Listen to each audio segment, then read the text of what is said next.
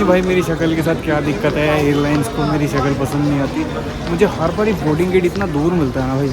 पिछली बार जब मैंने फ़्लाई किया था तो मेरा था 14B, उससे पिछली बार जब मैंने फ़्लाई किया था 15B, और अब 11B। भाई मेरा फिर से कट गया। मैं सोच रहा था कि मैं सबसे पहले पहुंच गया हूँ फ़्लाइट को लेने के लिए। भाई KC7180 वो गेट चेंज कर दिया भाई, 15 है, जल्दी से भागना पड़ेगा अब यहाँ पे।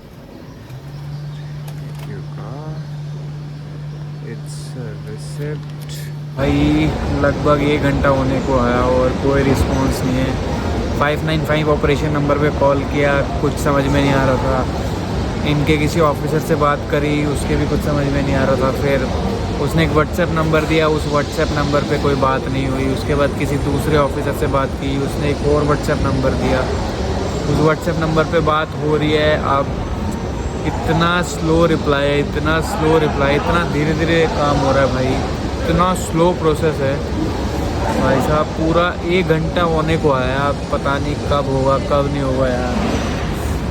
भूख भी लगी है, थका भी हुआ हूँ। सोच रहा हूँ किसी तरह ATM मिल जाए, अगर अभी मिल जाएगा तो ठीक है, नहीं तो वापस आना पड़ेगा। कोई भी इशू रिजॉल्व हुआ नहीं है, 2.5 घंटे से ज़्यादा हो गए हैं।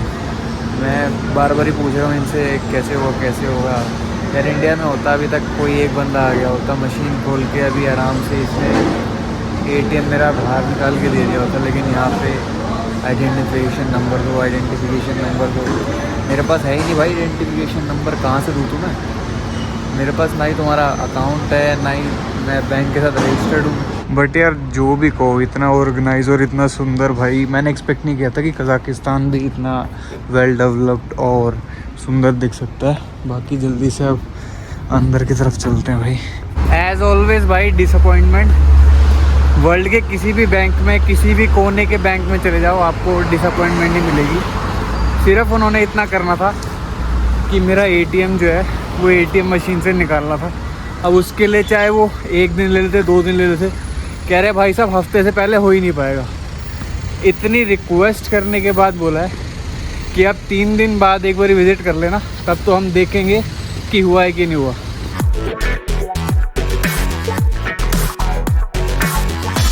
हेलो दोस्तों, welcome back to my channel. आपका स्वागत है एक नए ब्लॉग में। आज मैं जा रहा हूँ एक और इंटरनेशनल ट्रिप। बहुत ही ज़्यादा इंटरेस्टिंग ब्लॉग होने वाला है। अब जल्दी से भाई 2 मिनट पहले बस मैं एयरपोर्ट के अंदर एंट्री लिया मैंने।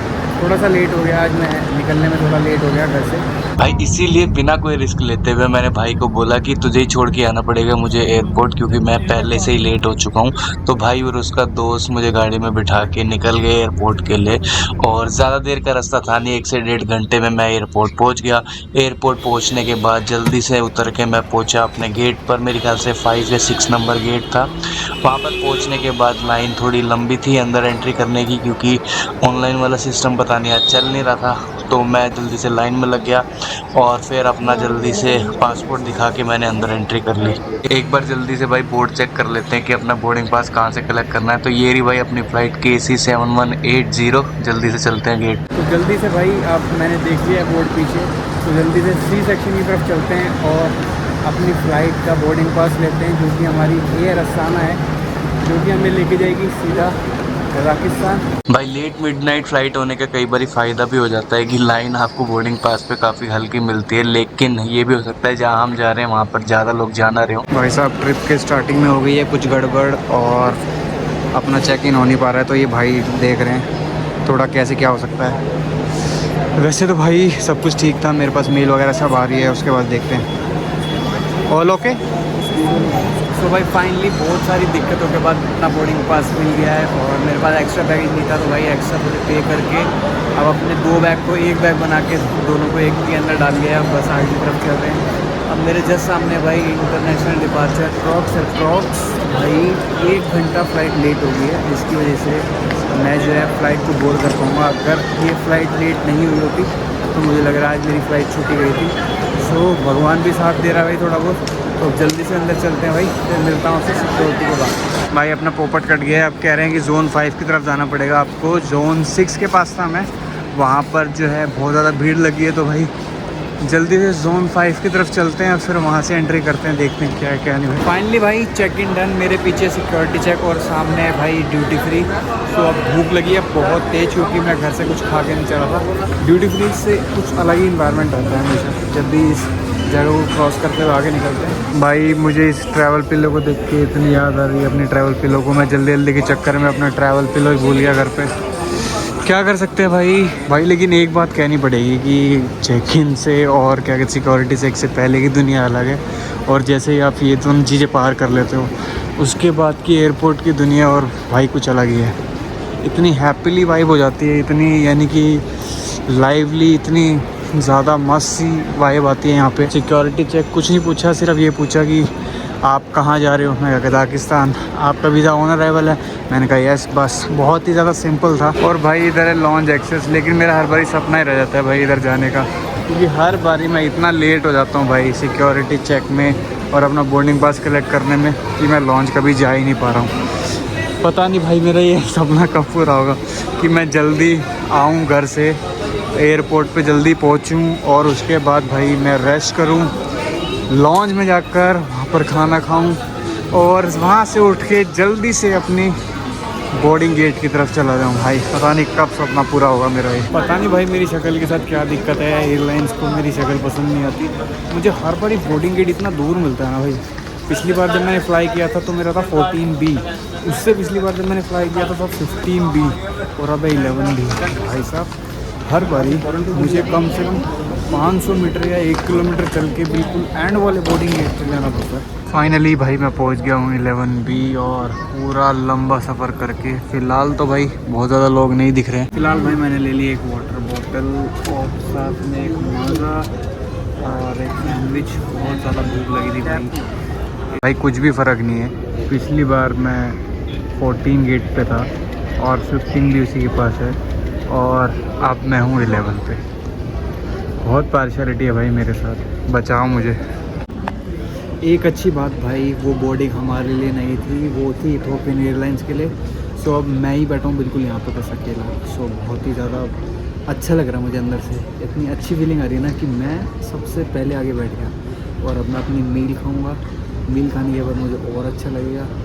और नींद तो नहीं लेने वाला, पहले मैं सोच रहा था कि लॉन्च में जाके नींद लूँगा, लेकिन वो सपना तो मैंने आपको जैसे बताया कि सदियों सदियों तक मेरे साथ जीवित रहने वाला है। सो उसको अवॉइड करते हैं। और चार्जिंग स्लॉट भी दिख रहा है भाई, थोड़ी बैटरी लो हो गई है। तो जल्दी से खाना खा के एक चार्जिंग का पॉट पकड़ लेते हैं, ताकि भीड़ तब आए तो मेरे को थोड़ा सा मौका मिल जाए चार्जिंग का। क्योंकि भाई एक बार अगर भीड़ आ गई, अगर किसी ने पोर्ट पकड़ लिया तो उसके बाद तो भाई जब तक बोर्डिंग नहीं हो जाती कोई बंदा छोड़ने वाला होता नहीं है। एक बात और भाई, इतनी देर से अपने बैगेज को कमर पे टांगे ना भाई, इतना ज़्यादा दर्द हो रहा था कमर में। अब हल्की सी सपोर्ट मिली है। ये यार चेयर्स अच्छी हैं। पिछली बार जब मैं उन चेयर्स पे बैठा था उधर की तरफ तो वो थोड़ी प्लास्टिक की थी, लेकिन ये थोड़ा प्लास्टिक से थोड़ा सॉफ्ट मटेरियल है और कमर को थोड़ा रिलैक्स मिल रहा है इससे। सो ये रही मेरी आज छोटी सी मील, एक चिकन सैंडविच, एक माज़ा और साथ में पानी, जो कि मैं बहुत ज़्यादा पीने वाला हूँ अभी। भाई मेरा फिर से कट गया। मैं सोच रहा था कि मैं सबसे पहले पहुँच गया हूँ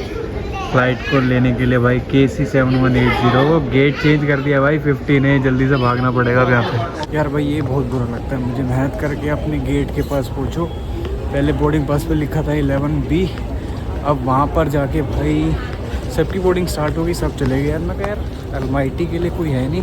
फिर उसके बाद 2-3 बारी पूछने के बाद भाई मैं पहले बार गया तो कह रहे अभी वेट करो। तीसरी बार में जाके उसने बताया कि आप एक बारी चेक कर लो, क्या पता आपका गेट चेंज ही हो गया। तो भाई पहली बारी में एक बारी चेक करके बता देना, ताकि बंदा यहाँ पे वेट ना करे, अपना गेट ही ढूंढ ले। और फिर मैं खुद गया भाई, मैंने बोर्ड देखा है। अब आगे की तरफ चल रहे हैं भाई, पूरा फिर से घूम के जाना पड़ेगा। 15A बिल्कुल जहाँ से मैंने सिक्योरिटी क्लियर करी थी उसके वहीं पे था। सो अब भाई जल्दी से उधर की तरफ चलते हैं, अपनी बोर्डिंग कराते हैं, क्योंकि अब मेरे पहुँचते तो मेरे ख्याल से लास्ट पैसेंजर मैं ही हूँगा जो बोर्डिंग कराएगा। यार मैंने गलती कर दी, इधर सारे आउटलेट से मुझे लगा मुझे दोबारा पीछे जाना पड़ेगा खाने के लिए। सो मैंने एक लोकल आउटलेट से खाना ले लिया। अभी तक खाना नसीब तो नहीं हुआ भाई, लेकिन देखते हैं भाई टेस्ट में कैसा रहेगा। लेकिन गलती तो हो गई थोड़ी सी, ये अच्छे आउटलेट से इधर यहाँ पर कुछ प्रेफरेंस का मिल सकता था। लेकिन अब क्या करें भाई, आज का दिन भाई अच्छा नहीं जा रहा अभी तक कुछ।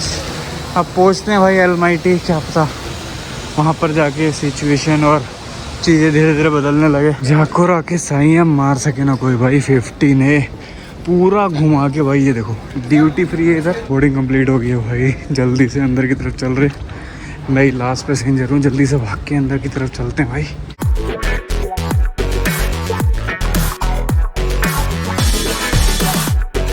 फाइनली भाई आ चुके हैं अंदर, और बेस्ट पार्ट ये है भाई कि पहुंच गए हैं एंड में। तो बिल्कुल मेरे को ऐसा लग रहा था कि पहुंच ही नहीं पाऊंगा।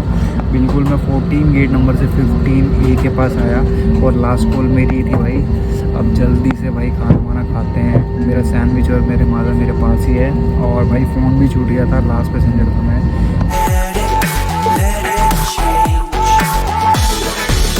It's like a family tree, part of you and part of me.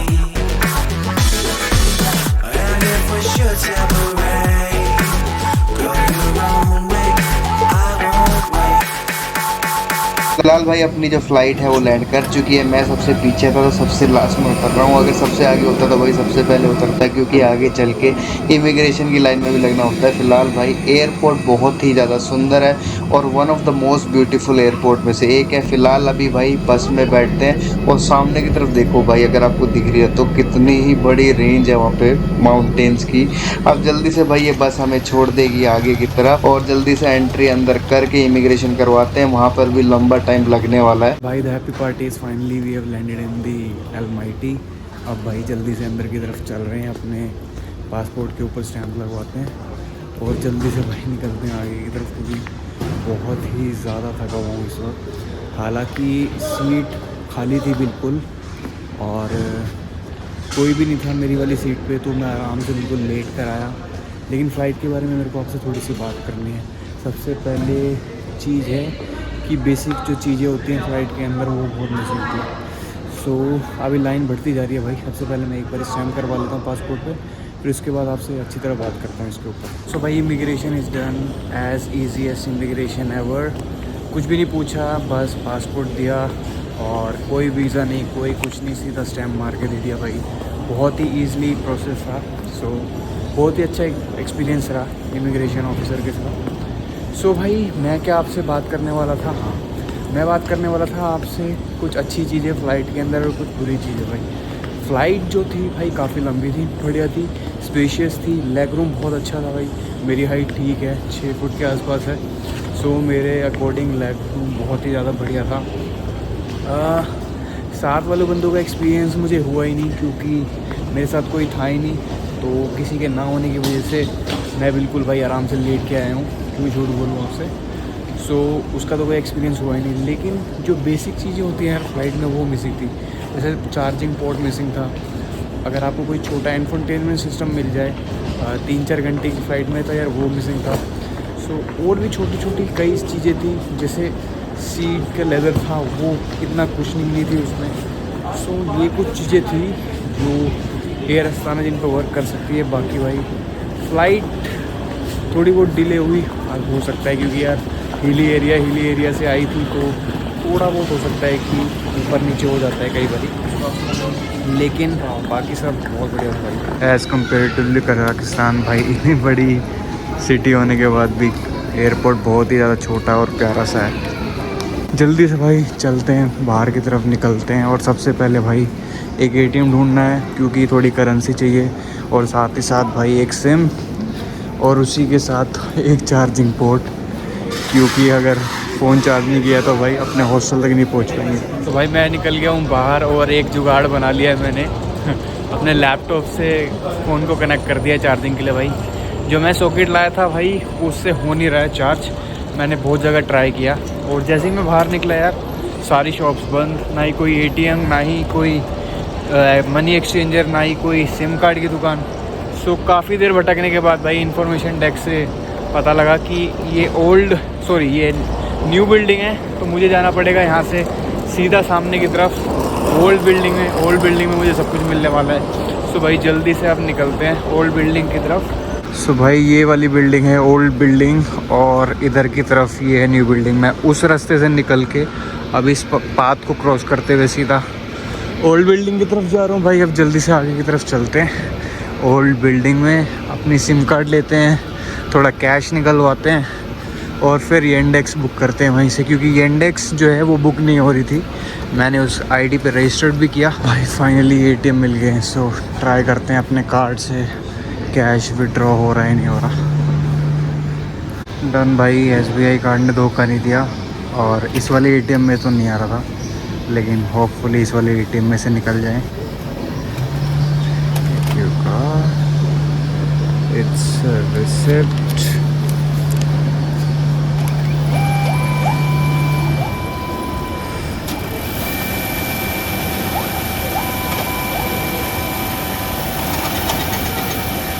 Cash निकल गया भाई ये रहा, लेकिन मेरे साथ कुछ दिक्कत ना आए ऐसा हो नहीं सकता भाई।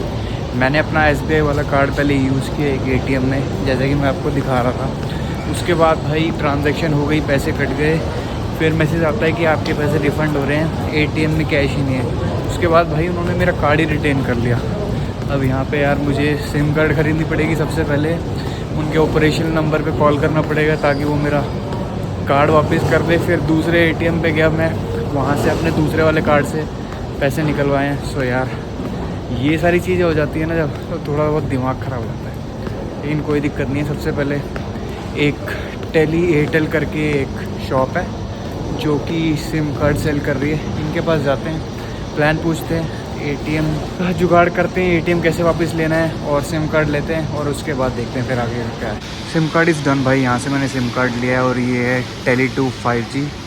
5000 समथिंग का मुझे पड़ा है प्लान। और ये भाई न्यू बिल्डिंग के अंदर नहीं है, आपको आना पड़ेगा न्यू बिल्डिंग से निकल कर ओल्ड बिल्डिंग की तरफ, तो ये आपको मिलेगा। यहीं पे कई सारे मनी एक्सचेंज भी है, और कई सारे जो है सिम के ऑप्शन भी मिल जाएंगे आपको, लेकिन अभी यही खुला हुआ था क्योंकि सुबह सुबह का टाइम है।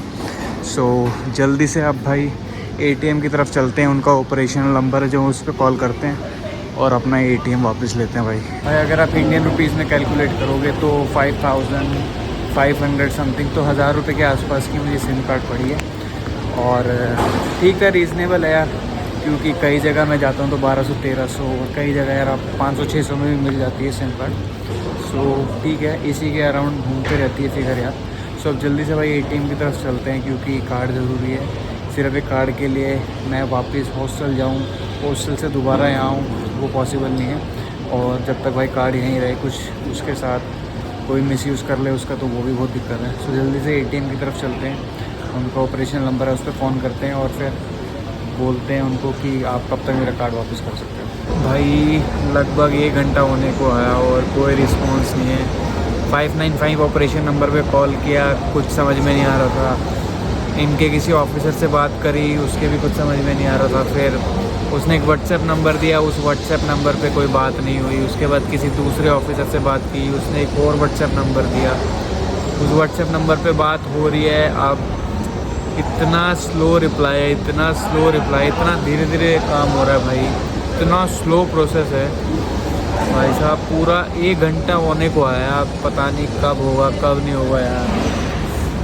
भूख भी लगी है, थका भी हुआ हूँ। सोच रहा हूँ किसी तरह एटीएम मिल जाए, अगर अभी मिल जाएगा तो ठीक है, नहीं तो वापस आना पड़ेगा। बहुत ही ज़्यादा हेक्टिक सी सिचुएशन हो गई है, क्या करें। यानी कोई भी इशू रिजॉल्व हुआ नहीं है, 2.5 घंटे से ज़्यादा हो गए हैं। मैं बार बार ही पूछ रहा हूँ इनसे कैसे होगा। यार इंडिया में होता अभी तक कोई एक बंदा आ गया होता, मशीन खोल के अभी आराम से इसने एटीएम मेरा बाहर निकाल के दे दिया होता। लेकिन यहाँ पे आइडेंटिफिकेशन नंबर दो, आइडेंटिफिकेशन नंबर दो, मेरे पास है ही नहीं भाई। आइडेंटिफिकेशन नंबर कहाँ से दूँ तुम्हें? मेरे पास ना ही तुम्हारा अकाउंट है, ना ही मैं बैंक के साथ रजिस्टर्ड हूँ। पता नहीं कौन सा आइडेंटिफिकेशन नंबर मांगे जा रहे हैं बार बार। इनकी ऐप डाउनलोड करिए, ऐप से भाई ना ही एसएमएस आ रहा है, ना ही कोई और तरीका है। कह रहे हैं कि इस नंबर पे कॉल कर लो, उस नंबर पे कॉल किया तो फिर आइडेंटिफिकेशन नंबर मांग रहे। फंस गया यार, फेडअप हो गया बिल्कुल भाई। यहाँ वेट करने का कोई फ़ायदा है नहीं। मैंने अपना बैग वैग दोनों उठा दिए, अब मैं जा रहा हूँ सीधा बाहर की तरफ। भाई मैंने टैक्सी बुक कर दी है, टैक्सी ड्राइवर आ रहा है। सो भाई जल्दी से मैंने इनसे एड्रेस ले लिया था फ्रीडम बैंक से कि आपका बैंक है, तो मेरा जो स्टे शुरू होने वाला है वो भाई उसका चेक इन है 1 बजे और बैंक खुलने वाला है 9 बजे। सो भाई मैं सोच रहा हूँ यहाँ से जल्दी से सीधा बैंक में जाऊँ, अपनी कंप्लेंट वगैरह जो भी रजिस्टर करवानी है वो जल्दी से करवा के और फिर आगे का कुछ देखते हैं यार, क्योंकि दिमाग में ना भड़क बनी रहेगी। कार्ड फंसा रहेगा तो नहीं मिलेगा, तो अगर मैं चला भी जाता अपने क्या कहते हैं हॉस्टल में, वहाँ भी मेरे को वेट ही करना पड़ता, रुकना पड़ता, फिर उसके बाद में जाता बैंक। सो इससे अच्छा मैंने सोचा यार जल्दी से पहले बैंक ही चले जाते हैं। वहाँ से जो मेरा हॉस्टल है वो नियर बाई है, तो जल्दी से वहाँ चले जाते हैं। फिर वहाँ पे जाने के बाद फिर वहाँ से हॉस्टल चले जाएंगे जो कि नियर बाई है। अगर हुआ तो हो सकता है कि वहाँ से वॉकिंग डिस्टेंस पे पैदल भी चला जाऊँ, नहीं हुआ तो बस या फिर टैक्सी ले लेंगे, देखते हैं जैसा भी होगा। ऑल सेट भाई, टैक्सी आ गई है, टैक्सी में बैठ गया हूँ। अब जल्दी से निकल रहे हैं बैंक की तरफ। बैंक में जाता हूँ, कंप्लेंट रजिस्टर करवाता हूँ और उसके बाद देखते हैं जैसा भी होगा जैसा नहीं होगा, फिर उसके बाद आराम करने वाले हैं। फिलहाल भाई मैंने टैक्सी जो ली है वो कार पूल वाली ली है। सो एक और भाई है जिसको पिक करना है, सो जल्दी से उसको पिक करके फिर जो भी डेस्टिनेशन होगी उस पर जाके ड्रॉप करते हैं। मैं करीबन 3 से भाई 3 साढ़े 3 घंटे पहले कजाकिस्तान में लैंड कर गया था और उसके बाद से मैं अब निकला हूँ और बाहर निकल के यार अच्छा लग रहा है। अंदर जो है नेगेटिविटी आ गई थी एकदम कि यार कार्ड फंस गया है, ये हो गया है, वो हो गया है, लेकिन बाहर निकलने के बाद अच्छा लग रहा है। और भाई एनवायरनमेंट काफ़ी बढ़िया है, गर्मी नहीं है, एक तो हल्की हल्की सी वो है ना ठंडी ठंडी हवा चल रही है। और दिल्ली में इस वक्त भाई इतनी लू चल रही थी, भयंकर लू, आप बता नहीं सकते। कल मैं थोड़ी देर के लिए किसी काम के लिए निकला था और भाई इतनी लू।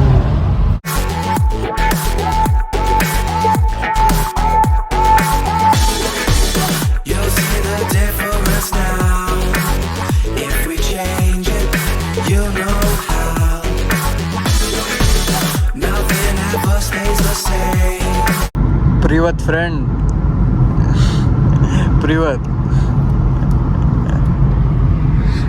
भाई ना भाई 2-3 बुड्ढे और आंटी गाल लिए थे बोनेट के ऊपर, बहुत ही ड्राइव कर रहा था भाई, हार्ड ड्राइवर है, हार्ड ड्राइवर भाई। लेकिन अभी तक जितना भी कजाकिस्तान देखा बहुत ब्यूटीफुल है और ऑर्गेनाइज भी है यार, बिल्कुल साफ़ सफाई, ऑर्गेनाइज, सब लोग लाइन में चल रहे हैं। और अभी यार और सामने देखो इतने सुंदर सुंदर पहाड़ है ना। अभी थोड़ा सा इनके और करीब जाने तो फिर आपको दिखाऊंगा। बाकी हल्की हल्की अब गर्मी सी हो गई है, धूप निकल गई है क्योंकि यहाँ पे धूप तेज़ ही निकलती है। फ़िलहाल भाई मैं पहुँच गया हूँ फ्रीडम बैंक और जल्दी से भाई इनसे डिटेल लेते हैं कि कैसे क्या हो सकता है।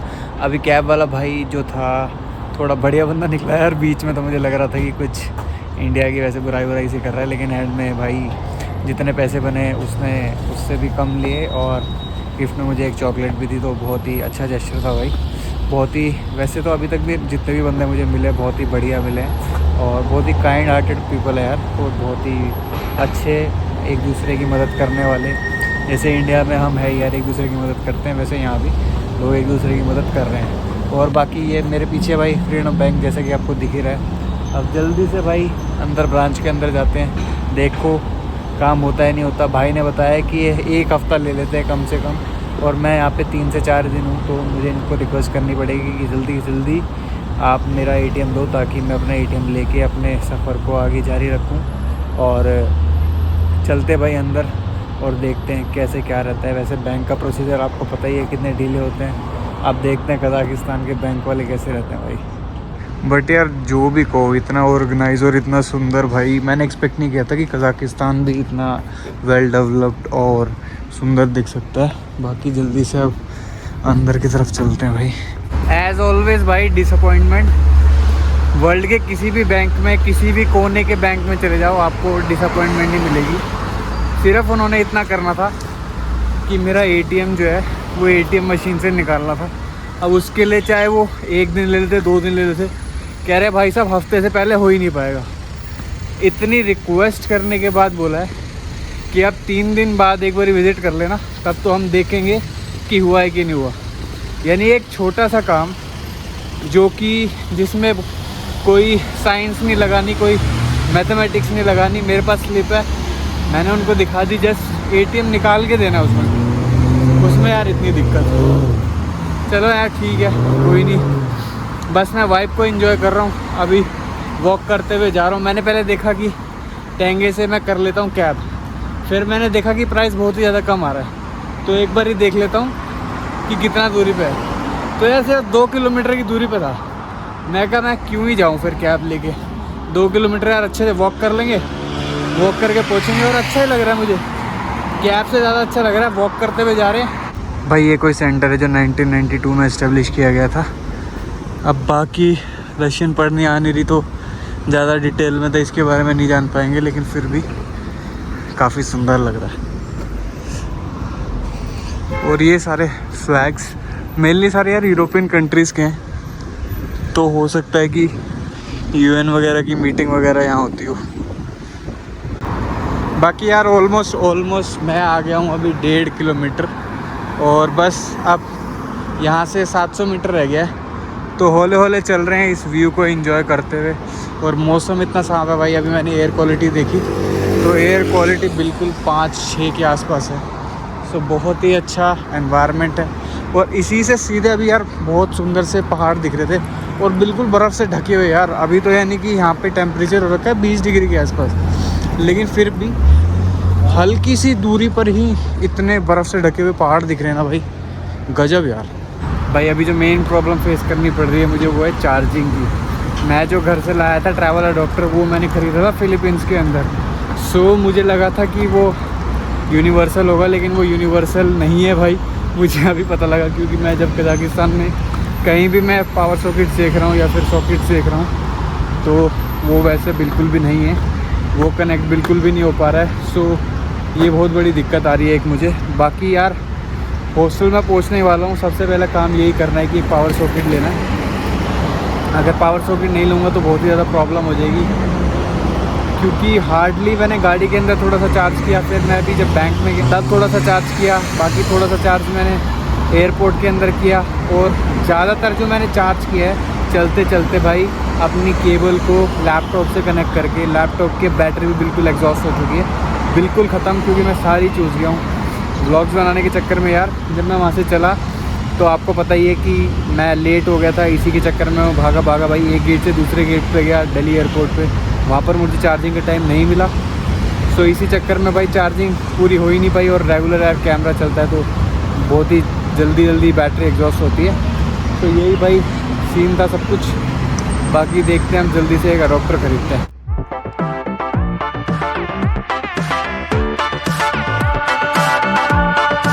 सो भाई दिस इज़ द हॉस्टल। अभी मैंने बैग अंदर रख दिए हैं। चेक इन का टाइम है 2 बजे। सो बैग अंदर रख के बस अभी कुछ लेने के लिए जा रहा हूँ, कुछ खाने के लिए। भाई पास में एक सुपरमार्केट है, मैंने पूछ लिया, तो जल्दी से अब गेट से बाहर निकलते हैं। बाहर निकल के ही एक सुपरमार्केट है, वहाँ से कुछ लेते हैं। दिस इज़ द सुपरमार्केट भाई।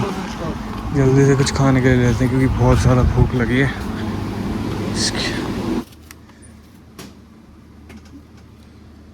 सो भाई पनीर ले लिया, दूध ले लिया और ले लिया थोड़ा सा दही।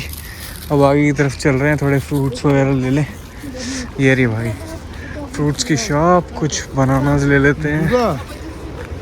मिल्क ले लिया है, दही ले लिया है, पनीर ले लिया भाई, और साथ में कुछ वेजीज ले लिए हैं, साथ में केले ले लिए और कुछ सेब ले लिए हैं। बाकी इसके बाद जब सुपरमार्केट में जाएंगे बड़ी वाली तो वहाँ से ले लेंगे। अभी तो ये मिनी सुपरमार्केट थी, जस्ट जो कहते हैं हॉस्टल से बाहर निकलते हैं।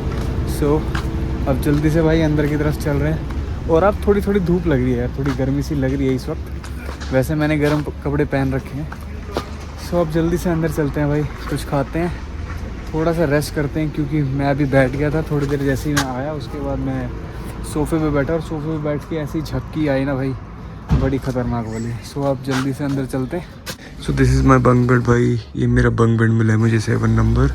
अच्छी बात यह है कि ऊपर चार्जर है, एक लैंप है, बाकी और सारे बंक बेड भरे हुए मैंने लिए 3 दिन के लिए। मैं थोड़ी देर सो गया था भाई 2 बजे के बाद, जैसे मुझे मिला चेक इन। बहुत ही ज़्यादा थक गया था यार। अब जल्दी से एक बार ही ऊपर की तरफ चलते हैं, क्योंकि मैंने चार्ज करना है थोड़ी देर फ़ोन, और उसके बाद हम भी निकलेंगे थोड़े आउटिंग पे। So this is by hall common area. इधर से नीचे है, उतरते ही है कॉमन एरिया, और ये है वॉशरूम। सो इधर से अभी मैं उतर के आया था ऊपर, और अब नीचे की तरफ जाने वाला हूँ। नीचे कॉमन एरिया है, वो भी मैं दिखा देता हूँ आपको एक बारी। सोल डन भाई। झपकी लेने के बाद बहुत ज़्यादा अच्छा लग रहा है। फ़िलहाल तो जब मैंने चेक इन किया था आपको पता ही है कि आंखें कैसी थी। अभी भी फ़िलहाल थोड़ी बहुत रेड है, लेकिन अब थोड़ा सा अच्छा लग रहा है। थोड़ा सा लेटने के बाद, शरीर खोलने के बाद, और मैंने चार्ज कर लिया जैसे कि आपको दिखाया था फ़ोन। सो अब जल्दी से क्या करते हैं, जेसन आ रहा है, he is friend of mine. So यहीं पे मिला मुझे, शॉप है जिसका नाम मेरे ख्याल से है फोरम जस्ट यहाँ से 700 मीटर्स की वॉकिंग पे। सो अब जल्दी से वो वॉशरूम गया एक बारी, वो वॉशरूम से जैसे ही आता है फिर दोनों निकलते हैं। उसको कुछ लीड लेनी है, मेरे को डॉक्टर लेना है। सो बस उसका वेट कर रहा हूँ, जल्दी से जैसे ही वो आता है फिर निकलते हैं। ये भी काफ़ी अच्छी प्लेस है यार, अगर किसी को जिम वगैरह करना है या फिर थोड़ा सा वर्कआउट करना है अपने बिजी शेड्यूल से निकाल के तो कर सकता है। सो काफ़ी इंटरेस्टिंग प्लेस लगी ये भी मुझे। तो भाई this is the place forum, और जल्दी से इसके अंदर चलते हैं। It's quite interesting. जल्दी से अंदर चलते हैं भाई और लेते हैं अपना ट्रैवल एडवेंचर। मैं वो भी जेसन के साथ हम बात करते करते हॉस्टल से आ गए थे। फ़िलहाल भाई मुझे लगा था एक छोटी सी शॉप होगी, लेकिन ये हम आ गए मॉल के अंदर, और यहाँ पर हमें पता करना पड़ेगा कि बेसिकली ना where is the place. Finally भाई वी गॉट द प्लेस। मैंने ले लिया ट्रैवल अडॉप्टर, हालांकि यहाँ से थोड़ा महंगा पड़ा है, लेकिन भाई कुछ कर नहीं सकते थे, लेना तो था ही। अब जेसन एक लीड ले रहा है, बस वो ले लेता है, फिर चलते हैं यहाँ से। फ़िलहाल भाई मैंने ले लिया है ट्रैवल अडाप्टर, जैसे कि आपको बोला था कि बहुत ज़्यादा ज़रूरत है। जेसन अभी गया है एटीएम से कुछ पैसे निकालने, फ़िलहाल उसको भी एक लीड लेनी थी तो उसने भी ले लिया। वहाँ पर थोड़ी क्लोज सी प्लेस हो गई थी और ऐसा लग रहा था कि अब बंद बंद सा है, थोड़ा लोनली सा लग रहा था आज, क्योंकि इतने दिनों बाद यार घर में बहुत ज़्यादा चहल पहल थी, भाई सब आए हुए थे, और एकदम जब घर से बाहर निकलो तो थोड़ा सा एक आधे दिन, मेरे को तो लगता है, पता नहीं और किसी को लगे ना लगे, मेरे को थोड़ा सा एक आधे दिन लोनली फील होता है। अब धीरे धीरे चीज़ें ठीक होंगी। फ़िलहाल भाई इसको लेने के बाद अभी हमने एक बास्केटबॉल कोर्ट देखा था बीच में, बास्केटबॉल कोर्ट चले जाए, वहाँ पे एक मैच ही खेलने जेसन, क्वाइट इंटरेस्टिंग। सो अभी मैं मिलवाता हूँ आपको जेसन से भी। So are you excited for the basketball game? I am. So you are going to challenge someone? Yes. Well, it's quite common. You just it's called pickup basketball. You just walk up and then um, just join the game. I've played that, but I'm not so good in it. So this is like a pickup setting. Yeah. So you have to wait your turn usually. You'll have to show your skills so that they can pick you up. I think I'll sit in the line and wait maybe. I don't know how long it'll take though. There are lots of guys who's waiting Maybe. because everyone has 5-member teams.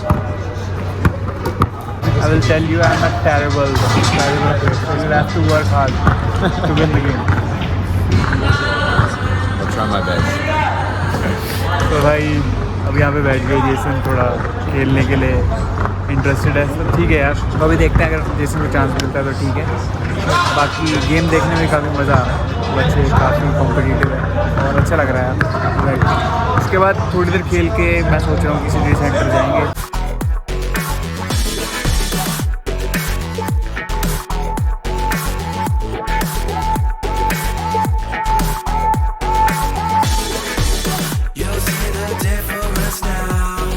भाई अब जा रहे हैं restaurant की तरफ।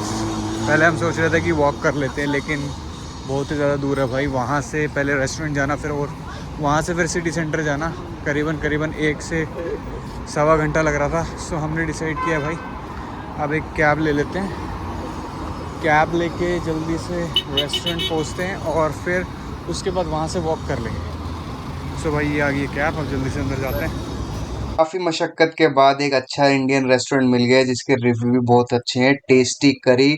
फिलहाल भाई यहाँ पे जितने भी रेस्टोरेंट्स है वो इंडियंस के द्वारा वो नहीं किए जाते, ज्यादातर जो है वो पाकिस्तानी या बांग्लादेशी है, लेकिन अपने को अच्छा खाने से मतलब है, तो जल्दी से अंदर चलते हैं, अच्छा खाते हैं। बीच में मैं जो लाया था यार, मैंने उनसे बोला कि मुझे मिल्क चाहिए, मिल्क के बदले में उन्होंने मुझे बटर मिल्क दे दिया, वहीं से मेरा मूड ख़राब हो गया। तो जस्ट अब हम दोनों आ गए हैं यार, दोनों भाई बैठे हुए हैं, और एक चिकन मसाला और एक बटर नान और एक स्वीट लस्सी ऑर्डर कर दिए। बस होपफुली खाना अच्छा हो भाई।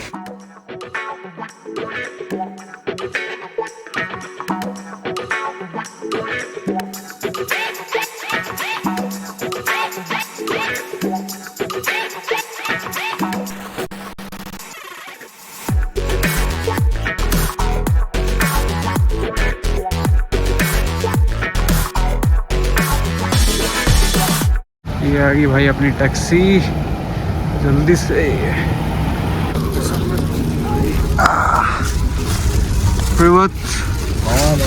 क्या काम कर रहा है? वो तो बोला ना तुझे, बिल्डिंग कंस्ट्रक्शन। बहुत बढ़िया। बाहर देश में हिंदी सुनने को मिल जाता, मज़ा आ जाता है। अभी ज़्यादा भूल गया। ज़्यादा भूल गया? अच्छा है, लेकिन 6 महीने काम किया बस। 6 महीने काम किया, ज़्यादा काम किया? मतलब क्या? 6 महीने ही काम किया या 6 महीने से ज़्यादा काम किया? इंग्लिश में बोलो अभी। Do you work there more than 6 months or just 6 months? No, 6 months. I work in India. Okay. I'm living here. I'm Kazakh. It's my country. I know you are a Kazaki. Are you excited about the tomorrow's hike? Yes, I am. Which one you are about to plan? The thing you're doing, Three Brothers. But you have said to me that the second one would be better. Oh wait, yeah. This one? Yeah. Yeah, Second one was yeah. yeah. That would be better. Yeah, so we've got to get up a bit earlier. But, We have to get up at around 5:30 so that we could get a bus early morning okay. And when did they start running? at 6. 6. Okay. Yeah. सुबह मैं पहुंच गया हूँ hostel और city centre जाने वाले थे, लेकिन थोड़ा प्लान चेंज हो गया क्योंकि रात बहुत ज़्यादा हो गई थी। तो फिर जल्दी से हमने ये इंडेक्स पकड़ के आ गए। कुछ रास्ते थोड़ा सामान ले लिया था। अब जल्दी से भाई सामान वामान को रैप अप करके किचन में रख के फिर अब जल्दी से ऊपर जाएंगे क्योंकि हाइकिंग वगैरह करनी है। सुबह 2 रूट सोचे हैं, उनमें से एक में जाना है। सो जल्दी अर्ली मॉर्निंग निकलना पड़ेगा। सो बस जल्दी से अब चीज़ों को रैप अप करते हैं और इस वीडियो को यहीं ख़त्म करते हैं। सो अगर आपको ये वीडियो अच्छी लगी होगी तो मेरे चैनल को लाइक करें, सब्सक्राइब करें और शेयर करें।